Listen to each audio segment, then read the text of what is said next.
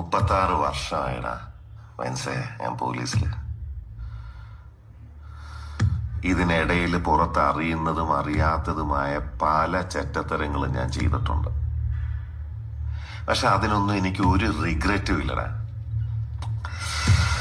2 ദിവസം കഴിഞ്ഞ് ഞാൻ ഡിപ്പാർട്ട്മെന്റിൽ നിന്ന് റിട്ടയറായി DYSP മെഡലും വാങ്ങി ഇറങ്ങുമ്പോ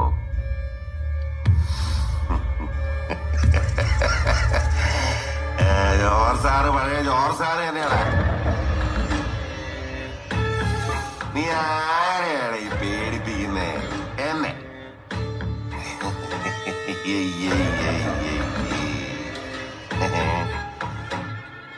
നിന്നെ കാണാൻ ജോർജ് സാർ ഇവിടെ വന്നിട്ടുണ്ട്.